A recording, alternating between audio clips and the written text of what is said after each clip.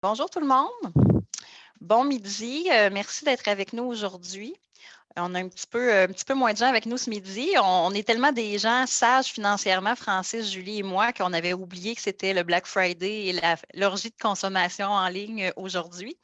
Mais c'est quand même pas grave parce que comme on enregistre notre webinaire, on pourra ensuite le partager aux gens qui ne voulaient pas manquer une aubaine aujourd'hui. Donc, merci aux gens qui se sont joints à nous en direct ce midi. Donc, notre quatrième webinaire que j'ai le plaisir d'organiser à nouveau avec mes confrères, consoeurs, donc Mme Julie Gay, qui est planificatrice financière des services financiers Julie Gay, et M. Francis Frappier, qui est président chez Finexia. Donc, C'est bon. moi-même, Sandy Lachapelle, je suis planificatrice financière C'est aussi. Julie puis Sandy. Et je suis également présidente de la Chapelle Finance Intelligente. Donc, ce que je trouve extraordinaire, c'est que quand on a eu l'idée, Francis, Julie et moi, d'amorcer ces webinaires-là il y a plusieurs mois, on était en pleine gestion de crise, on voulait rassurer nos clients, vous outiller sur quoi faire pendant la période de crise qu'on commençait. Et maintenant, 8-9 mois plus tard, on est toujours avec vous et on est plus dans une optique là, de vous aider à penser plus en termes de long terme, à stratégie et astuces pour s'enrichir. Donc, je trouve ça extraordinaire de voir à quel point finalement, la vie trouve toujours son chemin. Même en économie, on peut être plus positif maintenant à la fin de 2020 qu'on l'était il y a quelques mois. Et on va continuer de vous accompagner à cet effet-là. Donc, je crois que Julie vous l'a déjà mentionné. On vous demande de garder vos micros et caméras éteintes, là, juste pour faciliter le déroulement de la présentation. On va faire une période de questions à la fin uniquement. C'est la façon dont on a trouvé qui était le plus simple. Donc, vous pouvez envoyer vos questions par le biais du chat et Julie, à la fin, telle une experte, une professionnelle, va faire l'animation de la période de questions. Donc, vraiment, gênez-vous pas. Puis, si jamais on manquait de temps, parce qu'on vise toujours à faire ça de façon assez concise pour vous permettre de le faire pendant votre heure de lunch, soyez assurés là, que votre conseiller va vous communiquer plus d'informations si jamais on manquait de temps. Là. Donc, tout le monde aura réponse à sa question. Donc, sur ce, en fait, on aurait pu vous parler de plusieurs sujets, stratégies et astuces pour s'enrichir. On l'a pensé parce qu'on l'a pensé pour nos clients qui veulent aller, dans le fond, qui veulent faire autre chose que REER-CELI. Il y a des fois des stratégies qu'on connaît moins. Donc, c'est un peu le thème qu'on va aborder aujourd'hui. Probablement qu'il y aura une suite à tout ça parce que les sujets sont quand même nombreux. Et donc, aujourd'hui, on va fonctionner en 3 parties. Donc, tout d'abord, Julie va faire une section sur optimiser votre fiscalité. Donc, ça va être le premier élément. Pour ma part, ensuite, je vais vous parler du régime enregistré d'épargne études. Donc, peut-être des facettes méconnues de cet outil-là. Et puis, Francis va vous parler de l'assurance vie des enfants. Donc, sans plus tarder, je laisse cède la parole à Madame Julie Gué. Merci, Sandy.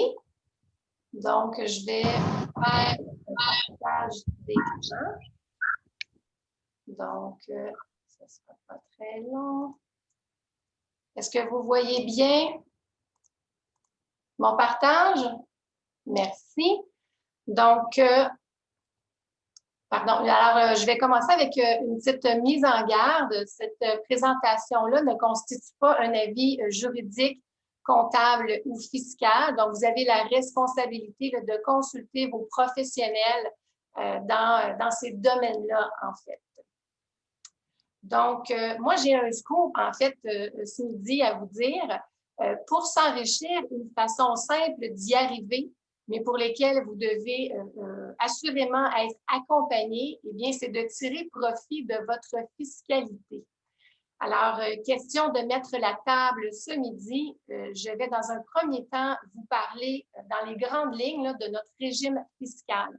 Donc, c'est la partie un peu moins, je vous dirais, le sexy de la présentation. Elle est un peu plus technique, mais ça ne veut pas dire en fait que ce n'est pas pour autant important. Bien au contraire, comprendre notre fiscalité, comprendre comment on est imposé, c'est vraiment important.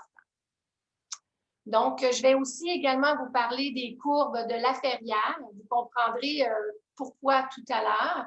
Et je vais terminer aussi avec des petites idées en rafale à discuter avec votre planificateur financier pour vous enrichir.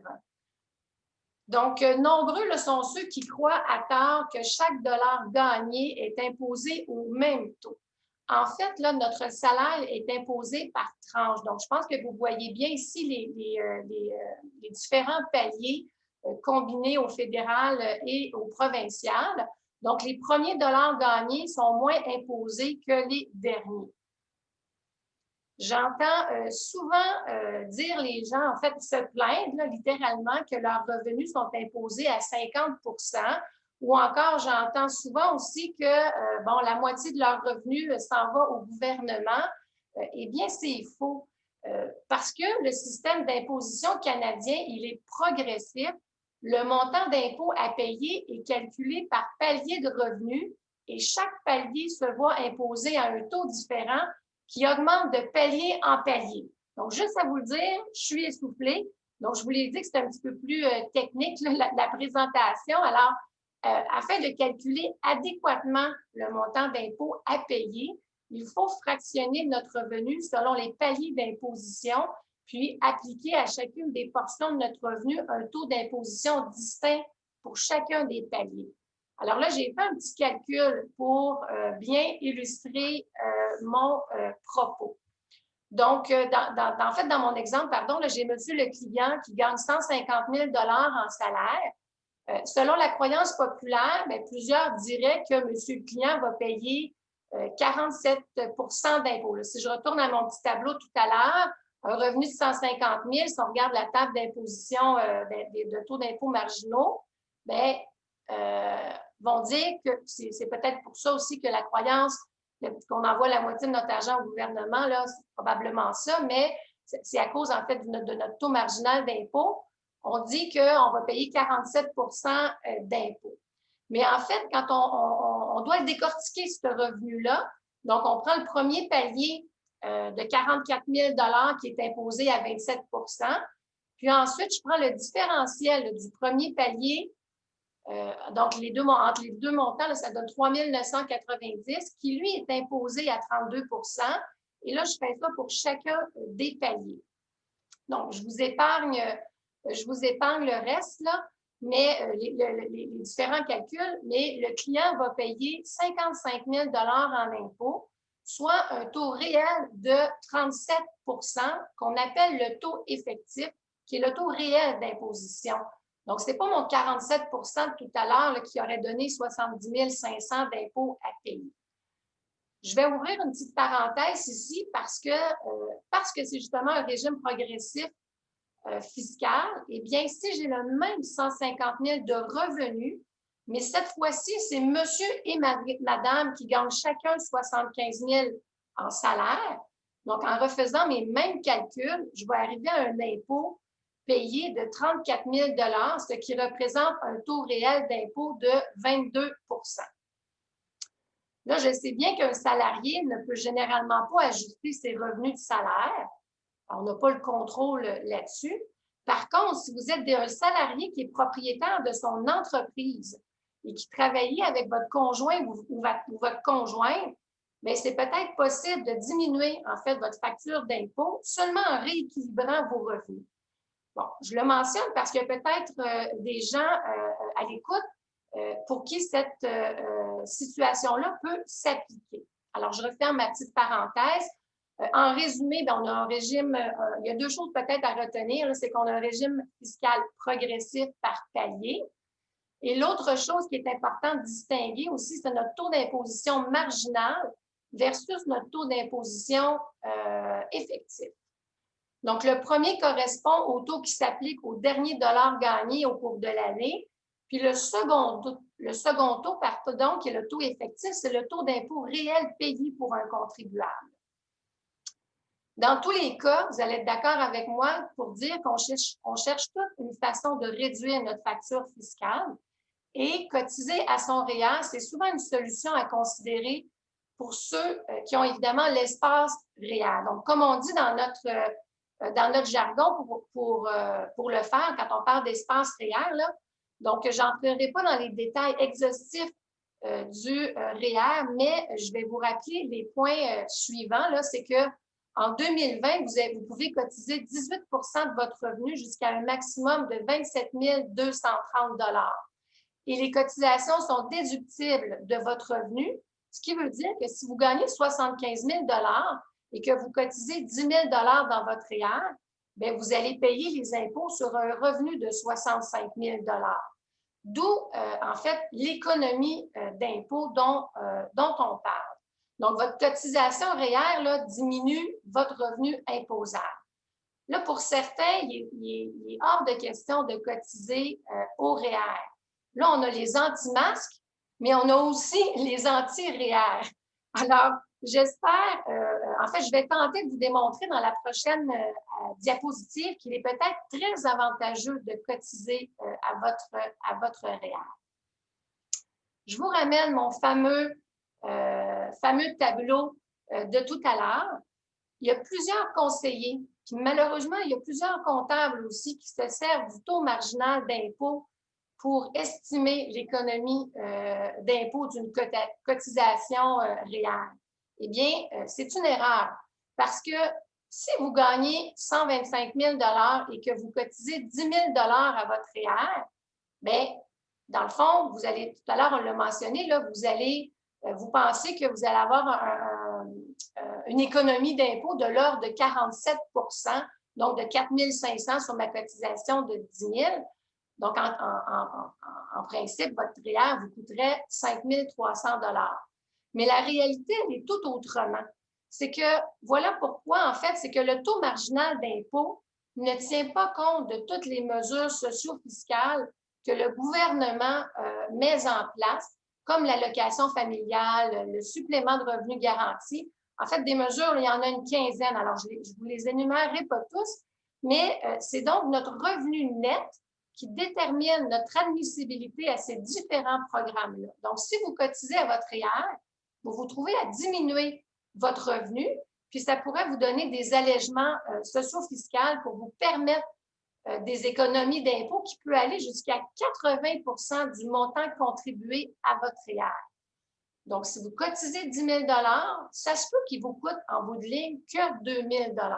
Alors, si vous n'étiez pas convaincu avant, ça se peut que vous le soyez maintenant. Comment on arrive à ces calculs-là? Eh bien, en 1999, il y a un monsieur qui s'appelle Claude Laferrière, fiscaliste, professeur également à l'université, qui les a fait pour nous, ces calculs-là. C'est-à-dire qu'il a été en mesure de présenter les incidences de différentes mesures en fait, qui touchent les différents ménages avec des tableaux. Donc, on parle de 42 courbes 42 tableaux, en fait, qui sont mis à jour à chaque année. Donc, ça ressemble un petit peu à ça. Donc, ça, c'en est une de ces courbes-là avec lesquelles nous travaillons pour optimiser vos déductions REER. Donc, j'ai pris la courbe d'un couple avec un enfant de moins de 6 ans et qui fait des frais de garde non subventionnés. Donc, vous voyez la courbe ici, fuchsia ou rouge, je ne sais pas de quelle couleur ça peut ressortir de votre côté, mais cette courbe-là représente les taux d'imposition en tenant compte justement là, des taux marginaux d'impôt, les paliers tout à l'heure qu'on a vus. Mais en fait, ça ignore en fait un grand nombre de mesures fiscales si on tient compte juste de la table marginale d'impôt. La courbe en bleu représente les taux réels d'imposition sur un revenu applicable. Pour l'exemple ici, c'est toujours mon couple avec un enfant de moins de 6 ans. Donc, la courbe en bleu représente la réalité, alors que la courbe en fuchsia représente ce que les contribuables croient être la réalité. Il y a une grosse distinction à faire. Donc, ce qui est important, c'est de déterminer c'est quoi votre taux, votre TMI, en fait, qui est le taux explicite marginal d'impôt. Donc, c'est ça que ce tableau-là nous montre, qui s'applique à votre situation familiale. De cette façon-là, vous allez être en mesure de bien saisir les incidences réelles de cotiser à votre REER. Donc, là, peut-être que les chiffres sont petits là, sur mon tableau, mais juste un petit exemple. Si vous gagnez environ un revenu familial, je parle pour mon couple, de 175 000 bien, il peut être avantageux de cotiser à votre REER pour venir réduire, si on veut, votre revenu familial. Donc, ici, par exemple, mon couple qui gagne 175 000 s'il cotise 35 000 à ses REER, donc, à ce moment-là, il va avoir une économie réelle d'impôt de 70 %. Donc, cette cotisation-là, là, ça va vous coûter uniquement 10 500 en bout de piste, une fois que, justement, à cause des différents allègements que vous allez avoir droit. Là, vous allez me dire, Julie, cotiser 35 000 c'est énorme. Oui, effectivement, c'est énorme, mais il y a des stratégies qu'on peut mettre en place.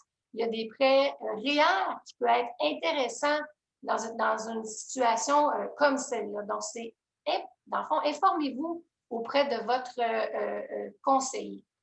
Donc, je vous ferai remarquer aussi qu'il peut être avantageux pour les ménages à plus faible revenu de cotiser à leur REER parce que, justement, ça va leur donner, en réduisant leurs revenus, ça va leur donner l'admissibilité à plusieurs programmes gouvernementaux. Maintenant, évidemment, plusieurs d'entre vous ont déjà maximisé leur REER.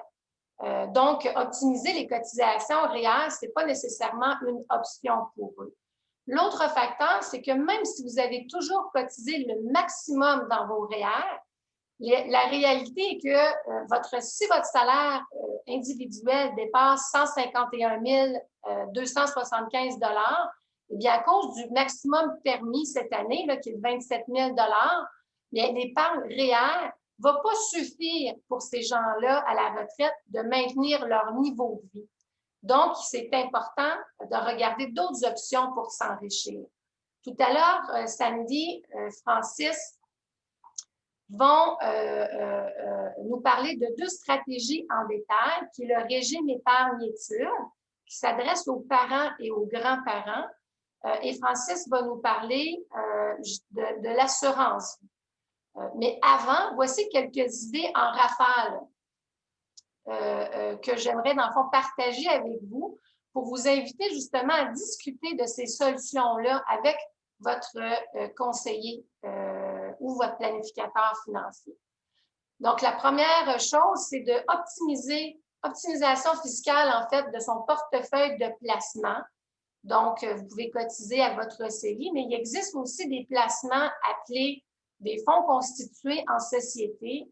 On appelle ça aussi des fonds en structure corporative. Là, il y a plusieurs noms qui sont donnés à ça, mais qui peuvent vous procurer une certaine économie d'impôt occasionnée par l'absence de distribution ou par des distributions minimes sous forme de dividendes ou de gains en capital. Et ce genre de placement-là peut être autant détenu personnellement que dans une société, dans une compagnie de gestion, par exemple. Maintenant aussi, un autre point important, planifier son décaissement. Je vous dirais, en fait, c'est tout aussi important d'être bien accompagné pendant la période d'accumulation que pendant sa période de décaissement. Puis je dirais même que c'est peut-être même plus important en période de décaissement. Parce qu'une bonne stratégie de décaissement peut vous faire, entre autres, éviter la récupération de la sécurité de vieillesse, entre autres. Une autre façon de s'enrichir, c'est l'immobilier. Peut être aussi une façon de s'enrichir. Lors de notre dernier webinaire, ma consoeur Sandy nous en a parlé. Alors, je vous invite à réécouter en rediffusion ce webinaire-là. Elle vous parle, entre autres, de l'amortissement. Donc, pourquoi vous devriez en prendre sur vos immeubles. Elle vous parle aussi de la MAPA, qui est la mise à part de l'argent. Donc, comment rendre déductibles des intérêts qui habituellement ne le sont pas. Elle va aussi traiter un peu de la détention personnelle versus dans une compagnie, puis aussi pourquoi vous devriez mourir avec vos immeubles. Donc, l'immobilier aussi, il est en feu présentement. Donc, peut-être que certains ont saisi l'occasion pour vendre leur chalet. Donc, pensez à désigner votre chalet comme résidence principale. Donc, c'est un choix là, qui est possible de faire en produisant votre déclaration d'impôt, qui peut être en fait très avantageux pour bénéficier de l'exemption en gain en capital pour une résidence principale. Et le dernier point que je vais, les autres idées que je vais vous lancer vont s'adresser un peu plus aux entrepreneurs. Vérifiez votre solde d'IMRTB. Cette information-là, elle est importante à tenir en compte dans votre stratégie de rémunération. Il y a plein de belles choses qui peuvent être faites avec un solde d'IMRTB. Vous pensez aussi vendre votre entreprise? Eh bien, ça se prépare pour vous qualifier à l'exemption du gain en capital.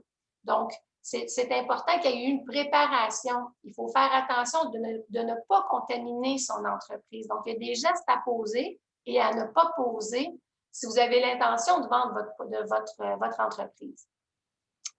Et le RRI, qui est un régime de retraite individuel, c'est une solution à envisager si vous avez trop de revenus passifs et que vous avez aussi des liquidités dans votre entreprise. Parce que qui dit revenu passif peut vous faire perdre le petit taux de votre compagnie. Puis ça, habituellement, on n'aime pas ça. Donc, le RRI, en fait, c'est ni plus ni moins un REER boosté aux stéroïdes pour les actionnaires. Donc, ça aussi, ça vaut la peine de s'informer là-dessus. Là, je vous ai conté une petite menterie. Je vous ai dit que je finissais avec l'entrepreneur, mais je veux aussi terminer en vous disant que l'assurance vie comme catégorie d'actifs pour diversifier son portefeuille de placement, c'est aussi une façon de s'enrichir. Ça peut être détenu personnellement, mais aussi par le biais d'une compagnie de gestion. Et surveiller nos prochains webinaires parce que nous allons traiter de ces stratégies-là plus en détail, en fait. Donc, nous savons tous qu'épargner, ce n'est pas facile, hein? Ça demande un effort. Pour plusieurs, épargner, c'est évidemment pas naturel. Donc, c'est pourquoi, en fait, que chaque dollar devrait être investi de la façon la plus efficace possible. Donc, d'où l'importance d'une vision globale, donc d'avoir un portrait de votre situation, puis l'importance aussi d'être bien accompagné par des professionnels avisés. Donc, informez-vous de notre service de planification financière avancée pour les clients à valeur nette élevée. Donc, voilà, ça complète ma partie. Alors, je vais passer la parole à Sandy. Donc, je vais enlever le partage. Merci, Julie. C'était vraiment intéressant. Oui. Merci. Maintenant, mon tour de vous partager mon écran.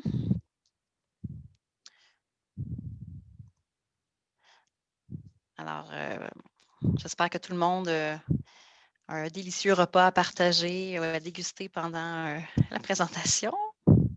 Encore quelques heures avant l'apéro du vendredi. Donc, voilà. Donc, est-ce que, Julie, on voit bien ma présentation? Super. Alors, vous avez peut-être sursauté tantôt quand j'ai mentionné que j'allais parler du régime épargne-études comme stratégie pour vous enrichir.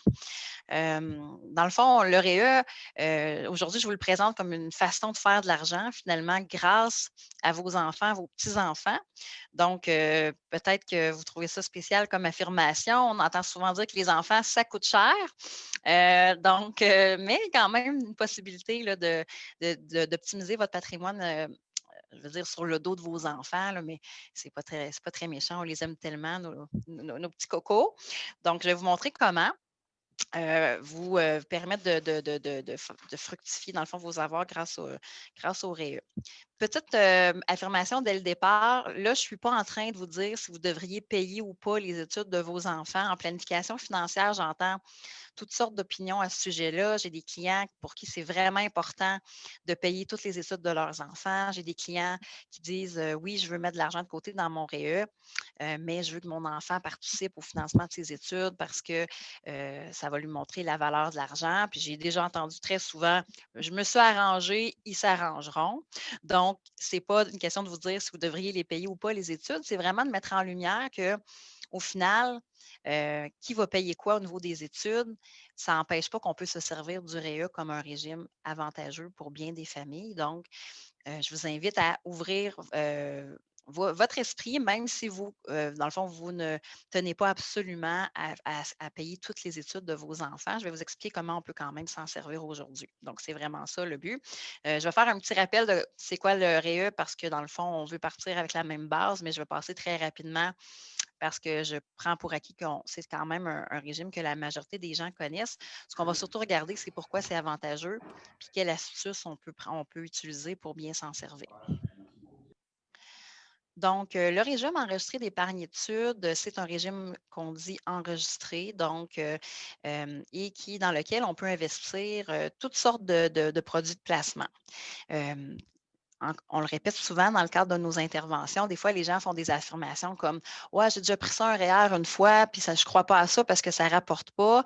Bien, en fait, le REE, le REER, le CELI, ce n'est pas ça qui rapporte ou ne rapporte pas. C'est le choix du placement que vous allez mettre à l'intérieur de votre régime.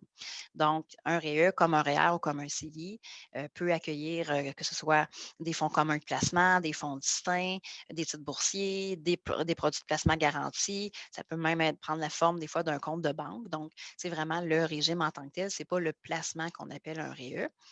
Et c'est un programme qui a été mis en place pour favoriser effectivement les études postsecondaires des enfants. Donc, pour cette raison, il y a des généreuses subventions gouvernementales qui y sont associées.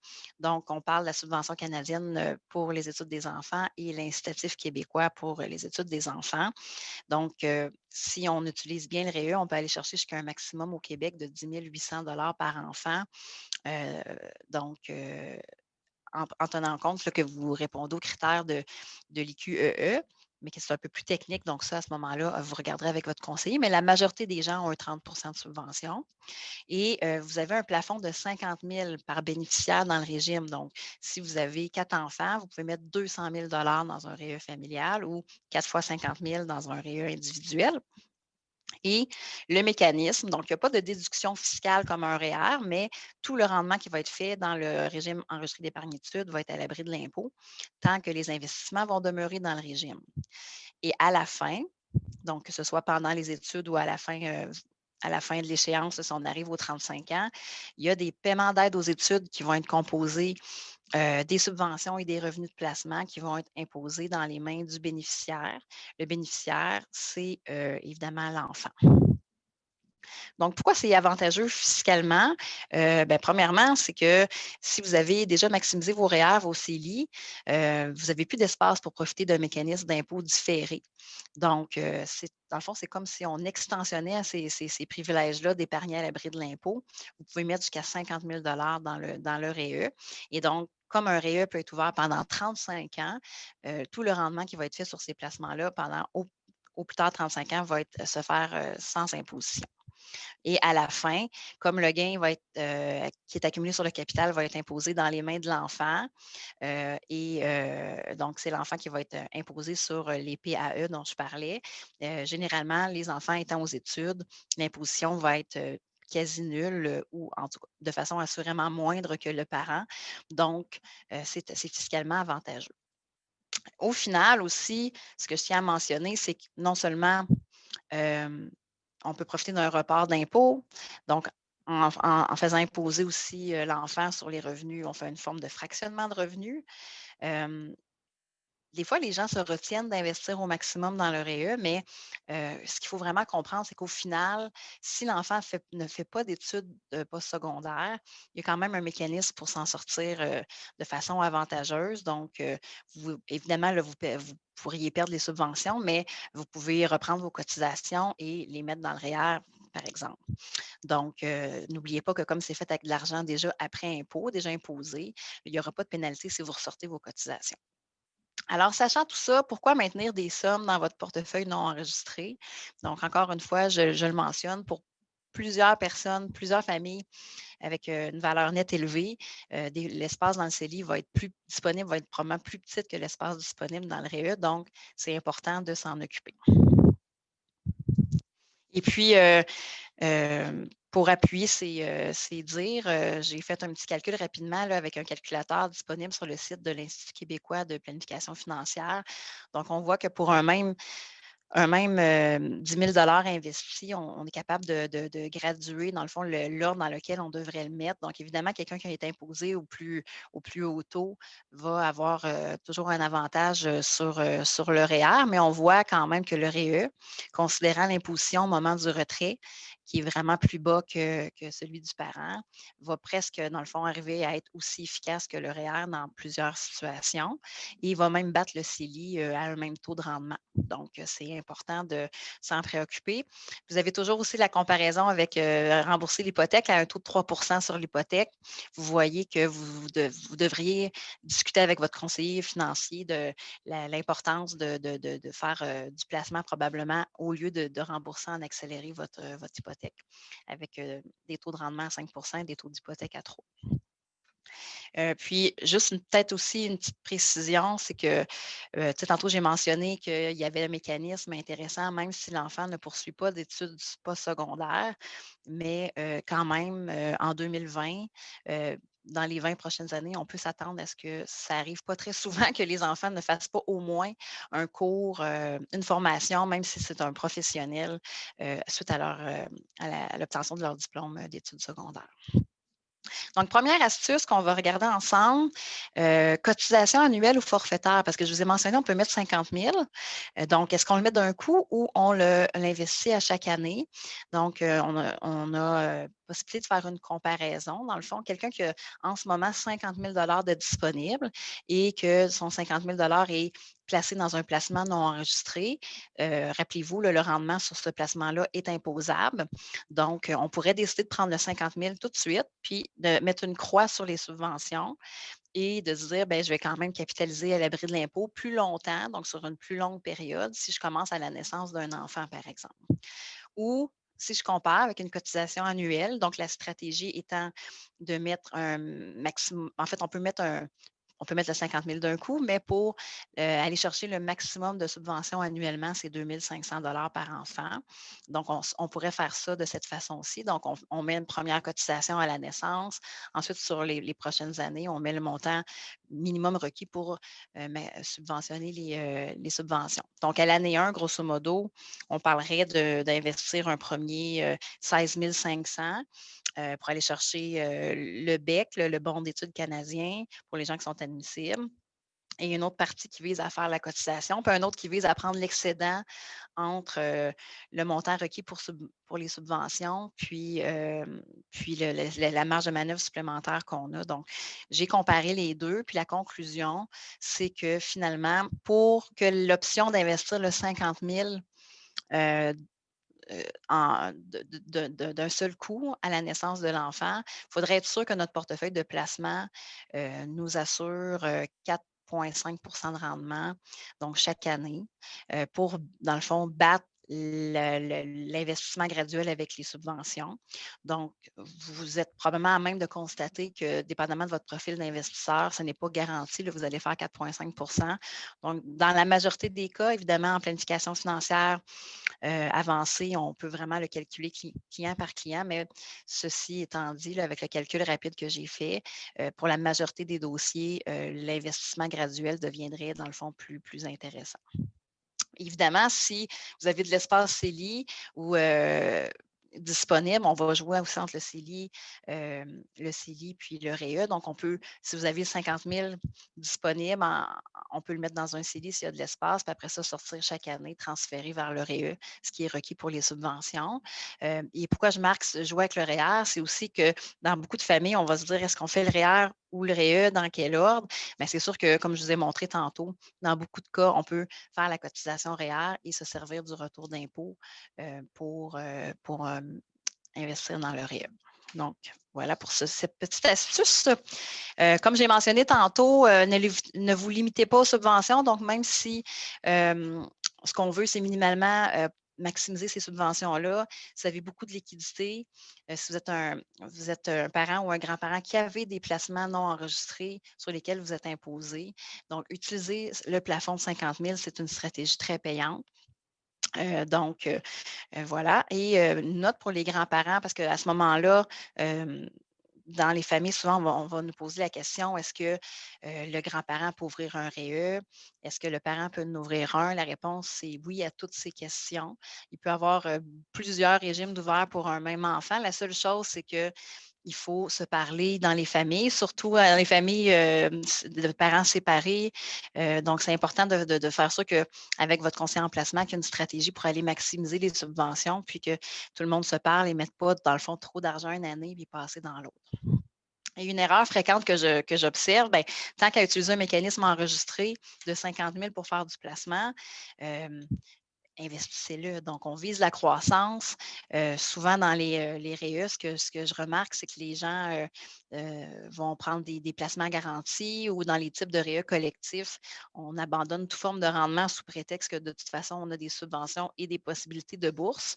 Mais vous pouvez vraiment vous servir du REE pour faire un portefeuille qui répond à votre profil d'investisseur sans aucun problème, surtout si vous l'investissez tôt dans la vie de l'enfant. L'horizon de décaissement étant assez loin, là, il y a moyen de viser une belle croissance dans ce portefeuille. Faites travailler votre argent en double. Vous avez 2 enfants, faites travailler votre argent en double. Vous avez 3 enfants, faites travailler votre argent en triple. Donc, si on repense aux mêmes 50 000 que j'ai parlé tantôt, rappelez-vous qu'il n'y a pas de privilège fiscal donné aux souscripteurs. Hein, c'est fait avec de l'argent après impôt. Donc, le souscripteur peut reprendre ses cotisations quand l'enfant arrive aux études. Donc, sur preuve de fréquentation scolaire, on va faire des premiers retraits. Le souscripteur va reprendre ses cotisations et donc peut les réinvestir dans le REA du plus jeune. Donc, c'est pour ça que je fais une petite blague. Plus vous avez d'enfants, plus vous allez faire de l'argent. Idéalement, si vous avez quelques enfants avec 2-3 années de différence, c'est parfait, on peut s'amuser, puis c'est très, très simple. Donc, c'est très stratégique à ce moment-là, si votre famille a été conçue de cette façon-là. Donc, avec le même argent, par exemple, tantôt, quand je parlais d'investir un 50 000, dès la naissance de l'enfant avec les subventions à un taux de rendement de 4,5 on parle d'une valeur à 17 ans d'autour de 105 000. Donc, imaginez si on réutilise le même argent lors du retrait, là, quand le plus vieux commence ses études, comment on peut vraiment, dans le fond, faire fructifier le même 50 000 plusieurs fois avec l'accumulation du rendement à l'abri de l'impôt, puis réutiliser les cotisations du souscripteur. Donc, à la fin, donc c'est pour ça que tantôt, je vous disais que vous vouliez ou non payer les études de vos enfants. Quand on a un REA qui est privé, vous reprenez vos cotisations. C'est, l'émetteur du régime ne va pas aller vérifier si l'argent a réellement servi à payer 50 000 de cartables et de logiciels et d'ordinateurs. Donc, vous avez la liberté d'utiliser le REA pour vous enrichir. Et dans le fond, c'est sur preuve de fréquentation scolaire qu'on vous redonne le rendement et tout ça. Ce n'est pas sur les preuves d'excellence du dossier académique de votre enfant. Donc, à la limite, là, vous pouvez reprendre vos cotisations, mettre tout ça dans le REER quand le cégep est terminé. Et puis, si vos enfants n'ont pas l'intention de faire des études, bien, dans le fond, ça peut être aussi l'élément qui va les inciter à le faire, d'avoir un bon coup de main au niveau financier. Donc, c'est définitivement un investissement rentable. Avec un 50 000, on peut faire vraiment beaucoup d'argent grâce au régime enregistré d'épargne études. Et dernier petit truc que je voulais quand même vous montrer, c'est sûr que j'ai pensé ma présentation pour les grands-parents puis les parents qui ont beaucoup de liquidités, qui ont déjà des REER maximisés, des CELI qui sont peut-être déjà pleins. Il y a aussi des familles qui, dans le fond, qui ont des bons revenus, mais qui ne sont pas encore en capacité là, de maximiser leur REER à chaque année, mais qui veulent quand même faire du REE. Donc, il y a une possibilité d'utiliser l'avance REE, qui est comme un prêt qui n'est pas vraiment un prêt en réalité, là, parce qu'il n'y a pas d'enquête de crédit. Puis il est remboursable en tout temps. Donc, si vous avez pendant quelques années accumulé, par exemple, 100 par mois pour les études de votre enfant, que vous avez accumulé un certain solde, l'avance REE vous permet, dans le fond, de contribuer l'écart qui manque pour maximiser les subventions sans avoir à décaisser de votre argent personnel. et d'aller chercher des subventions que vous n'auriez pas, dans le fond, utilisées sans cette avance-là. Évidemment, il y a un taux d'intérêt qui est appliqué, qui est déduit de du rendement dans le REE, mais on voit quand même avec les graphiques que j'ai préparés, là, qui ont été pris sur le site d'Industrielle Alliance, que malgré le fait qu'il y a un intérêt sur le prêt, il y a quand même une plus-value là, importante de plusieurs milliers de dollars dans le REE de l'enfant. Donc, c'est un outil qu'on peut servir dans certains cas. Et voilà, donc c'est pour ça que je voulais vous le montrer rapidement. Donc, en gros, ce que vous devez retenir en conclusion, c'est que pour moi, le REE, c'est un incontournable, peu importe votre situation. Pour toutes les familles, c'est un outil puissant. La liquidité que vous avez en main va nous permettre de jouer plus ou moins avec ça. Comme grands-parents, si vous voulez aussi, dans le fond, optimiser vos placements, puis du même coup, aller chercher des subventions pour vos petits-enfants, c'est vraiment quelque chose à discuter avec votre conseiller en placement. Donc, maintenant que vous comprenez que vos cotisations vous appartiennent, vous pouvez, dans le fond, faire travailler votre patrimoine pour optimiser vos placements, mais aussi pour aider vos petits-enfants, vos enfants et vos petits-enfants. Donc, puis, c'est quand même un outil qui est très fiscalement avantageux et c'est un des rares mécanismes pour lesquels on a encore des avantages fiscaux intéressants. Donc, profitez-en avant qu'il soit trop tard. Je ne veux pas faire ma prophète de malheur, mais ça arrive quand même souvent là, que les autorités fiscales resserrent les règles pour éviter des privilèges fiscaux. Donc, pourquoi ne pas en profiter dès maintenant? Le 31 décembre, c'est la date à retenir. Chaque année, les subventions sont calculées sur le 31 décembre. Donc, si vous en avez un à ouvrir, c'est maintenant. Puis, je veux aussi, j'ai un petit flash là, que je voulais vous mentionner. C'est sûr que si vos enfants ont 16 ans, 17 ans, il est comme un peu trop tard. Donc, la date cible à regarder, c'est 15 ans. S'il n'y a jamais eu de cotisation qui a été faite avant 16 ans dans un REE, là, vous venez de perdre la possibilité d'aller chercher des subventions, mais vous avez toujours la possibilité d'épargner à l'abri de l'impôt sur le rendement. Donc, c'est des informations qui sont très techniques. Votre conseiller les connaît, donc je vous invite à communiquer avec lui si vous avez plus de questions là, sur l'admissibilité de vos enfants à ce régime. Et puis, voilà, même chose pour l'avance REE, parlez-en quand même à votre conseiller avant parce que c'est une forme d'investissement à levier. Et puis, c'est important d'évaluer les pour et les contre selon votre situation. Donc, voilà pour moi. Je vais maintenant fermer ma présentation et passer la POC en bon québécois à mon collègue Francis Frappier. Merci beaucoup, Sandy. Cette très belle présentation également.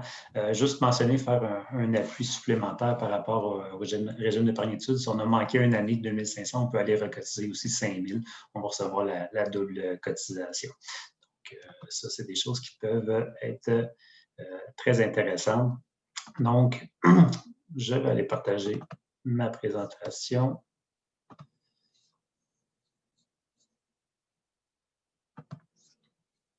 Parfait. Tout le monde voit bien?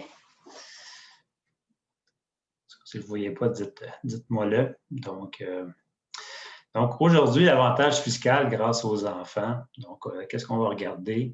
On va regarder, oui, bien entendu, on va le voir dans un cadre de diversification. On va faire un petit rappel vite sur les REER SLI non enregistrés. Mes collègues m'en ont parlé, je vais le passer rapidement. Je vais rentrer aussi dans le temps qu'on s'est prévu pour ce dîner. Le plus important, la stratégie qui va être mise en place. Et on va terminer avec la période de questions. Si vous en avez, n'hésitez pas à nous écrire sur le chat également. J'aime bien commencer avec ce genre de citation-là, d'ordre général, tout simplement, avec mes deux consoeurs planificatrices et moi-même. Donc, quand Wayne Gretzky qui dit « Je vais où se trouvera la rondelle et non pas où est-ce qu'elle est présentement ». Donc, c'est toujours de vous aider, d'aller voir c'est quoi vos objectifs, où c'est que vous en allez. Donc, nous, on va venir vous accompagner dans ça. Ensuite de ça, un autre que je trouve intéressant, c'est l'important, ce n'est pas de vous convaincre, mais c'est plus de vous donner à faire réfléchir, à vous faire réfléchir de ce qu'on va apporter. Puis là, j'ai ma petite touche personnelle qui pense à demain, agit aujourd'hui. Donc, la vie, elle va vite. Donc, perdez pas de temps à ce moment-là à bouger rapidement. Donc, comme quelqu'un disait, le meilleur moment pour investir, c'est hier. Le deuxième moment, c'est aujourd'hui. Diversification, ne pas mettre les œufs dans le même panier. Hein, on en parle souvent. Des fois aussi, on a beaucoup de... Les gens mélangent beaucoup cet aspect-là. On en parle, puis on va en parler énormément plus. Donc, ça peut être effectivement REER, CELI, fonds mutuels, la maison. Ça devient un petit peu compliqué. Donc, vos conseillers planificateurs sont là pour vous épauler à travers ça. Donc, c'est important de bien diversifier tous vos actifs, bien entendu. Du point de vue de la maximisation de l'impôt, bien entendu, c'est prioritaire. Pourquoi? C'est que c'est même souvent plus rentable que juste le rendement d'un portefeuille. Oui, il y a eu des choses qui ont été créées. Bon, mes collègues en ont parlé énormément. Je vais skipper assez vite. Il y a le REER qui existe. Il y a quelques petits chiffres qui sont là. Et le CELI également, qui a été créé à partir de 2009. Et il faut avoir 18 ans pour y avoir droit.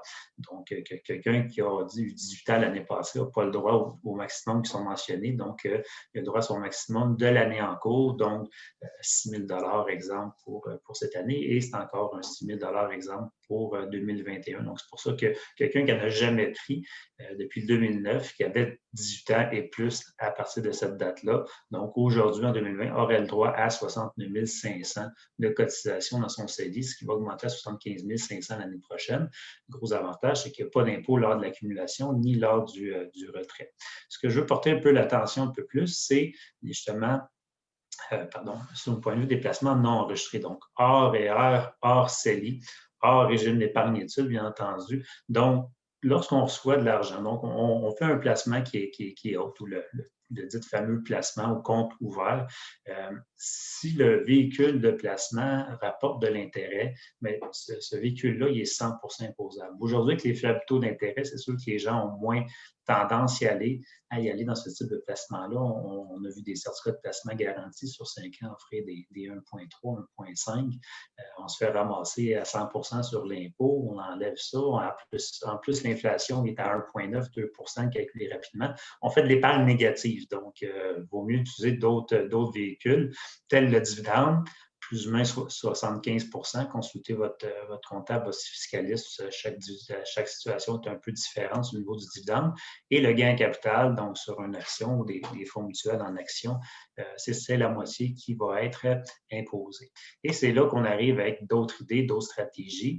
On en a parlé, Julie en a parlé également dans une diapositive, mais celle que je veux vous parler aujourd'hui, on va établir la stratégie avec les hypothèses suivantes. Okay? Donc, c'est comme une étude de cas que je vous présente. Bien entendu, chaque cas est différent, chaque cas est analysé personnellement. Donc, on prend l'étude que vous avez un taux d'imposition qui est à 50 %. Vous avez une fille de 5 ans. J'aurais pu en avoir 2, mais là, j'ai simplifié la chose. Vous avez un budget supplémentaire autre que vos CELI, vos REER de 5 000 par année. Et vous avez un horizon de 10 ans. Donc, pendant les 10 prochaines années, ça va être garanti que vous allez avoir cette somme d'argent-là à investir. Et en présumant que aussi, on aurait pu faire un placement du type qu'on vise 50 du portefeuille qui serait en gain capital, 30 qui serait du dividende et 20 qui serait de l'intérêt. Donc, on serait sur un portefeuille un peu équilibré croissance, là, dépendant de la tolérance au risque, mais chaque conseiller peut avoir son profil d'investisseur à travailler avec vous. Au point de vue de la stratégie, mes collègues m'ont parlé, mais surprise, qu'est-ce qui est intéressant, c'est de travailler justement avec de l'assurance vie. Pas pour l'assurance vie, on est au point de vue des enfants, on ne veut pas rentrer sur le cadre macabre de la chose, c'est pas là, malgré que malheureusement la vie fait en sorte que ça pourrait arriver. En début de carrière, j'ai une cliente qui me dit « Ah ouais, moi je veux 2 fois mon salaire, assurer mon enfant 2 fois mon impôt pour couvrir mon salaire parce que si ça arrive, je vais avoir bien de la peine. » Ceux qui ont des enfants vont comprendre qu'effectivement, même 2 ans, ça pourrait être pas assez, mais ça pourrait avoir une importance. Moi, je le dis plus à mes clients, point de vue, c'est un cadeau et la manière qu'on l'amène aujourd'hui, ça va être sous forme de cadeau, sous forme de cadeau également. Donc oui, vous sauvez de l'impôt, bien entendu, mais également, vous allez pouvoir remettre des sommes à vos enfants. Donc, comment ça fonctionne? C'est comme je mentionnais, on cotise pendant 10 ans de temps, 5 000 par année, et on peut voir également dans ce genre de produit-là, l'année suivante, il n'y a plus de paiement, donc on voit la ligne, c'est inscrit 0, et il y a des projections, donc qui sont faites par les assureurs au niveau des valeurs de rachat. Donc, advenant que l'année supplémentaire, pour X raison, vous avez un méga bad luck incroyable, vous avez besoin d'argent, si les projections sont bonnes, bien, le contrat vaudrait 44 530. Il y a certaines règles fiscales, bien entendu, si on ferait un retrait, mais c'est à brûle pour point, c'est comme de dire qu'on a une assurance vie qui n'a pas coûté trop cher. Comment ça fonctionne dans le temps?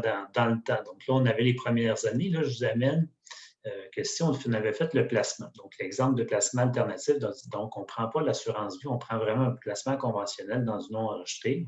On se rappelle qu'on est imposé à 50 %. Donc, on serait là ici au point de vue de l'âge de 65 ans de l'enfant, donc dans 60 ans de là. Donc, elle avait 5 ans, bien entendu. Donc, notre fille est rendue à 65 ans. Nous, malheureusement, il y a des fortes chances qu'on n'y soit pas. Donc, on y aurait laissé des sommes au niveau de ses placements, des alentours de 275 000, 277 000 $. Et on aurait, au lieu de ça, on aurait pu penser à prendre une assurance vie pour les besoins d'argent.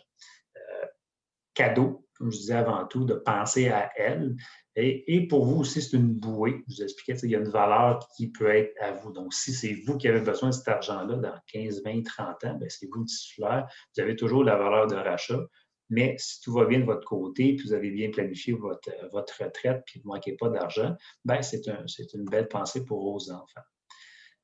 Dans 60 ans, en exemple, donc elle est rendu à l'âge de 65 ans, les projections de l'assureur sont au point de vue de la valeur de rachat de 558 347 et d'un montant d'assurance vie de plus d'1,2 million, donc 1 266 608 $.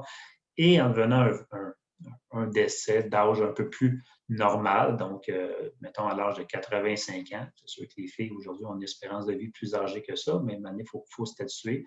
Donc, à ce moment-là, on aurait des valeurs de rachat plus élevées, mais c'est beaucoup plus au niveau de la protection du point de vue de l'assurance vie qui aurait un intérêt beaucoup plus grand de ce sens-là. Donc, ça l'aiderait, elle aussi, sa succession à elle. Donc, on sait que le train de vie est de plus en plus cher. Nos parents ont acheté des maisons à mon âge, bien entendu, des alentours de 75 80 000. Nous, c'est des alentours de 300. Donc, nos enfants, ça va être quoi? Puis nos petits-enfants, ça va être combien acheter une future maison? Donc, pourquoi pas maintenant que si vous avez la possibilité financière de les aider, bien, vous pouvez perpétuer votre richesse et aider votre nom à ce niveau-là.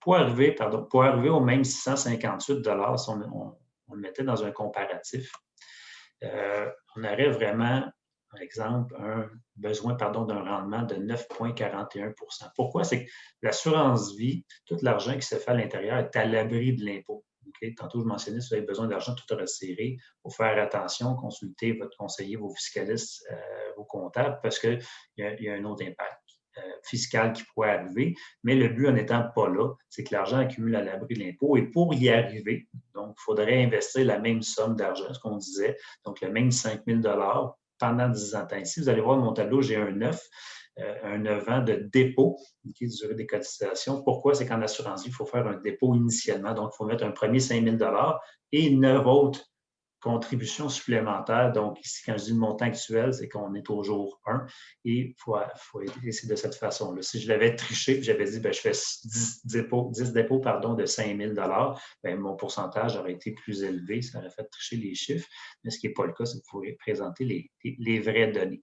Donc, c'est une des stratégies qui peut être utilisée au point de vue d'utiliser de l'assurance pour nos enfants. Ça leur donne un beau cadeau, ça vous fait de l'argent supplémentaire à l'abri de l'impôt, parce que dans le non enregistré, on est, bien entendu, on est imposé. Donc, c'est des choses à tenir en considération. C'est du surplus, bien entendu. Ce n'est pas au niveau du REER, ce n'est pas au niveau du CELI à travers ça. C'est vraiment une autre stratégie supplémentaire qui est à discuter avec votre professionnel, que ce soit Julie ou Sandy, bien entendu. Donc, ça ressemble en gros à ça. Donc, pour respecter l'heure, on va y aller tout de suite avec la période de questions. Donc, si vous en avez, inscrivez-les. En bas, on va vous répondre, bien entendu. Sinon, de mon côté, moi, ça fait le tour rapide. Donc, je vous remercie beaucoup d'avoir été là. Puis, pour le mot de la fin ou les questions, bien, je vais passer le micro à ma collègue Julie s'il y avait des questions. Sinon, Sandy va pouvoir clore la discussion. Donc, Francis va pouvoir éteindre ton partage. Merci.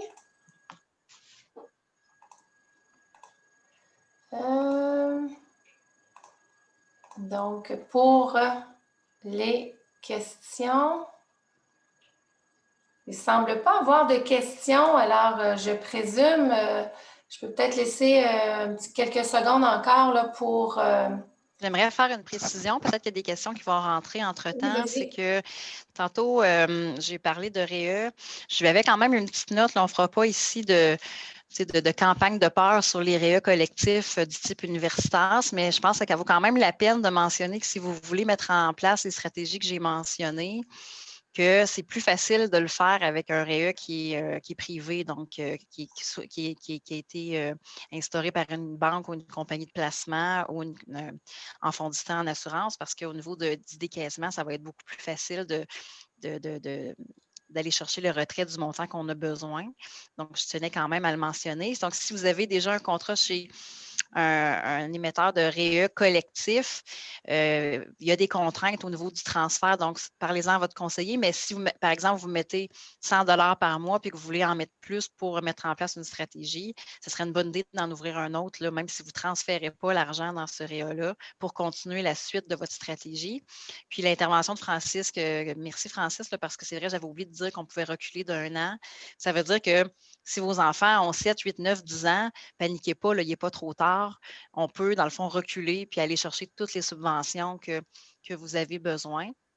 Donc, c'était une petite précision que je voulais apporter. Merci, Sandy, de la précision. C'est quand même important. Donc, il ne semble pas avoir de questions de notre côté. Donc, évidemment, on sera toujours disponible aussi là, pour répondre à des questions peut-être que les gens vont penser là, après la présentation. Alors, Sandy, je vais te laisser le mot de la fin. Oui, ben, petit rappel, peut-être vous rappeler que nos anciens webinaires sont disponibles sur nos médias sociaux, donc chaîne YouTube. Gênez-vous pas de nous suivre sur les médias sociaux. On essaie de garder contact avec vous. Puis, vous pouvez aussi partager nos webinaires à votre entourage sans problème.